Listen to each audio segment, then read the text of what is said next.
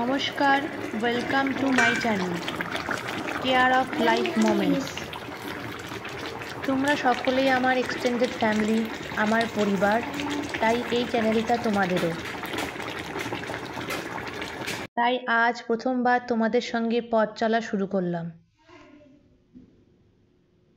রান্নাটি গতকাল মানে 30শে সেপ্টেম্বর 2024 আমি শ্যুট করেছি। আজকে এই রান্নাটি তোমাদের সঙ্গে শেয়ার করলাম। 4টি মিডিয়াম সাইজের আলু নিয়েছি, 4টি মিডিয়াম সাইজের পেঁয়াজ নিয়েছি, কয়েকটা রসুন কোয়া নিয়েছি, 1 ইঞ্চি মাপের আদার টুকরো নিয়েছি। এখানে প্রয়োজনীয় মশলাগুলি রয়েছে: জিরে গুঁড়ো, ধনে গুঁড়ো, হলুদ গুঁড়ো, নুন, চিনি। এখানে নুনটা লালচে রঙের লাগছে, এটা সৈন্ধব লবণ, তাই লালচে রঙের লাগছে, যেটাকে সামুদ্রিক পিঙ্ক সল্ট বা হিমালয়ান পিঙ্ক সল্ট বলে, ওই লবণটা। একটি বাটিতে কুমড়ো বীজ, কাজু বাদাম কিশমিশ 2 ঘন্টা ভিজিয়ে রেখেছি, পরিমাণ মতো টক দই নিয়েছি, কাশ্মীরি শুকনো লঙ্কা গুঁড়ো রয়েছে, তেজপাতা আর শুকনো লঙ্কা ফোড়নের জন্য। তেজপাতা শুকনো লঙ্কা কিছুটা ফোড়নে দেব, আর বাকিটা ভেজে নিয়ে মশলা, একটা ভাজা মশলা তৈরি করব, তার মধ্যে দেব। আলুটা ডুমো ডুমো করে কেটে নিলাম। অনেকে মাছের ঝোলে নৌকার মতো শেপের কেটে আলু দেয়, তবে ডুমো ডুমো করে আলু কাটলে আলুগুলি ভালো করে ভাজা হয়, তাই ডুমো ডুমো করে আলু কাটা পছন্দ করি।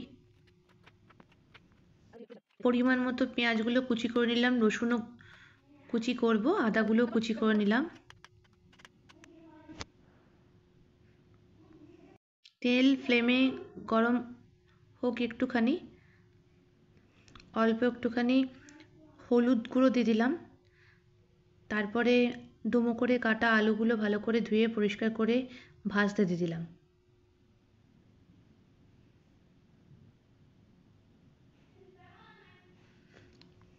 ডুমো করে কাটা আলুগুলো ছেড়ে দেওয়ার পরে একবার হাই একবার মিডিয়াম ফ্লেম করে আলুগুলোকে ভালো করে লালচে লালচে ভেজে নিতে হবে।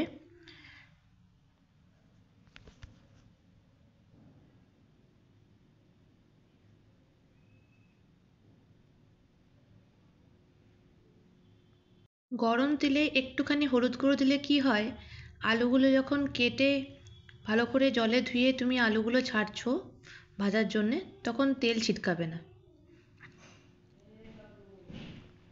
পরে এই গরম তেলেতেই আগে পেঁয়াজ, আদা, রসুনটা হালকা করে ভেজে নেব, সঙ্গে টমেটোটাও হালকা করে ভেজে নেব, তারপরে পেস্ট বানাবো। দিতে পারো, পরবর্তীকালে নুনটা অ্যাডজাস্ট করে নেবে।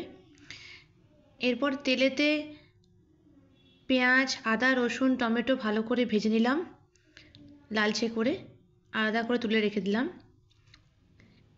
এই তেলেতে ভেজানো কাজু বাদাম কিশমিশ আর কুমড়ো বীজটা হালকা একটু সতে করে ভেজে নেব, তারপরে এই ভাজা মশলার সঙ্গে একসঙ্গে দিয়ে মিক্সার গ্রাইন্ডারে পেস্ট করবো। বেটে নেওয়া হবে, মানে আগে এখন টক দইও দেবো, রসুন, আদা, টমেটো তার সঙ্গে বাটা হবে।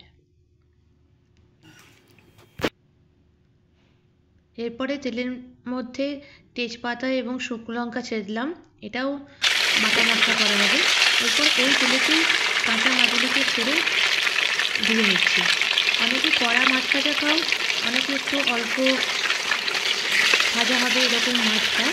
তোমরা যেরকম খাও সেরকমভাবে মাছটা প্রয়োজন মতো ভেজে নেবে, তবে মাছের আলু দিয়ে তেলের ক্ষেত্রে কড়া মাছ ভাজা ভালো লাগে।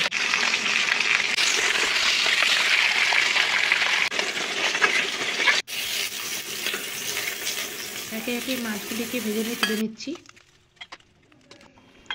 এরপর মিক্সার গ্রাইন্ডারে আগে থেকে ভেজে রাখা পেঁয়াজ, আদা, রসুন, টমেটো ভাজা এবং ভাজা কাজু বাদাম কিশমিশ, রোস্টেড কুমড়োর বীজ, তেজপাতা এবং শুকনো লঙ্কা, টক দই আর অল্প গরম মশলা, ধনে গুঁড়ো, অল্প একটু নুন, চিনি দিয়ে মশলাটা বানিয়ে নিতে হবে। আমি একে একে টক দই দিয়ে দিলাম মশলাটির মধ্যে, তারপর জিরে গুঁড়ো দিচ্ছি, ধনে গুঁড়ো দিচ্ছি,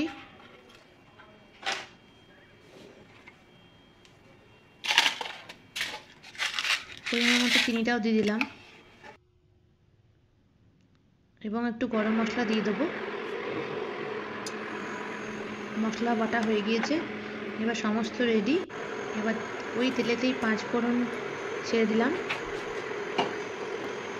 কড়াইতে 5 ফোড়ন অল্প একটু দিয়ে সেটা লো টু মিডিয়াম আছে হালকা ভাজা ভাজা হয়ে গেলে, তেলটা এখানে কালচে কালচে লাগছে কারণ এই তেলেতেই মাছ ভেজেছিলাম। ওই ভাজা মশলা যে তৈরি করে রেখেছিলাম মিক্সার গ্রাইন্ডারে পেস্ট করে সেটা ছেড়ে দিলাম।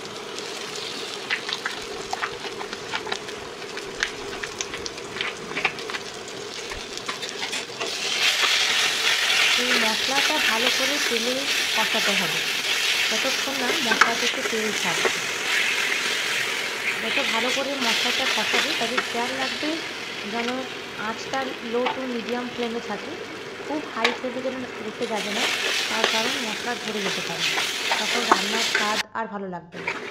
মশলাটি ভালো করে এরকমভাবে কষিয়ে নেওয়ার পর কন্টিনিউয়াস কিন্তু নাড়িয়ে যেতে হবে। তারপরে অল্প একটু জল দিয়ে দিয়ে মশলাটিকে আর একটু ভালো করে কষাতে হবে যতক্ষণ না মশলা থেকে তেল ছেড়ে আসে এবং মশলাটা লালচে রঙের হয়ে যায়। কিন্তু কন্টিনিউয়াস নাড়িয়ে যেতে হবে, তা না হলে মশলাটা কড়াইয়ের গায়ে লেগে যাবে এবং পুড়ে যাওয়ার সম্ভাবনা থাকবে।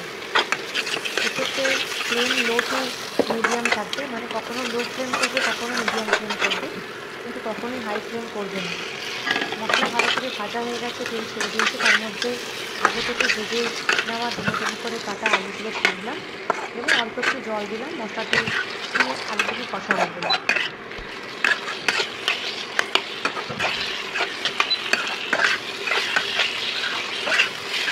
অল্প একটু জল দিয়ে দিয়ে আলুটাকে কষে নিতে হবে, তাতে করে আলুর মধ্যে মশলার স্বাদটি ঢুকে যাবে।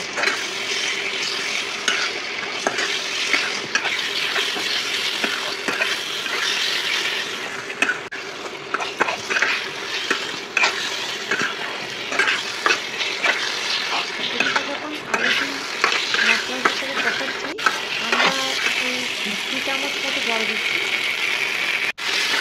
এর মধ্যে বাকি গরম মশলা, লঙ্কার গুঁড়ো,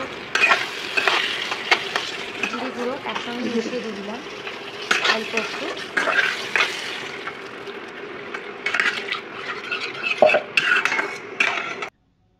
এরপরে এই 500 ml জারে 250 ml মতো জল দিয়ে দিলাম।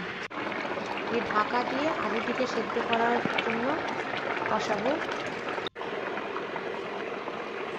আলু সেদ্ধ হয়ে যাওয়ার পর পরিমাণ মতো নুন এবং আরেকটু পরিমাণ মতো চিনি দিলাম, 1/2 চা চামচ মতো চিনি এবং পরিমাণ মতো নুন দিলাম। এর আগে ভাজা মশলাটি করার সময় যখন আমরা আদা গুঁড়ো, জিরে গুঁড়ো, ধনে গুঁড়ো দিয়েছি তখন সেটা 1 চা চামচ মতো দিয়েছি, আর রান্নাতে একটু আগে যে মশলা দিলাম ভাজা মশলা সেখানে জিরে গুঁড়ো, ধনে গুঁড়ো 1 চামচ মতো দিলাম। আলু ভালো করে সেদ্ধ হয়ে গেছে, রান্নাটি ফুটে গেছে। রান্নাটি নামানোর 10 মিনিট আগে এই মাছগুলিকে ছেড়ে দেবো। তবে খেয়াল রাখতে হবে মাছগুলিকে ছাড়ার পরে এই যে গরম মশলা দিয়ে দিলাম, তারপরে 5 মিনিট মতো রান্নাটিকে ফোটাবো, কিন্তু রান্নাটিকে পুরো ঢাকনা দিয়ে ঢেকে দেবো না, তাহলে মাছগুলো পুরো সেদ্ধ হয়ে গিয়ে ছেড়ে যাবে, রান্নাটি খেতে স্বাদ ভালো লাগবে না। এই দেখো 5 মিনিট পরে আমাদের বাঙালি রোজকার কাতলা মাছের ঝোল আলু দিয়ে রেডি হয়ে গেছে। দেখতেও খুব সুস্বাদু হয়েছে। তোমরাও ঘরে করে জানিও এটি কেমন লাগলো।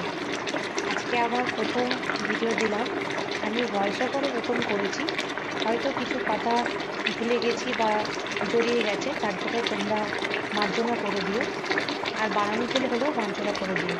তবে রান্নাটা বাড়িতে ট্রাই করে দেখো, যদি ভালো লাগে আমাকে জানিও, আমি তাহলে আরও উৎসাহ পাবো আরও নতুন নতুন কন্টেন্ট তৈরি করার।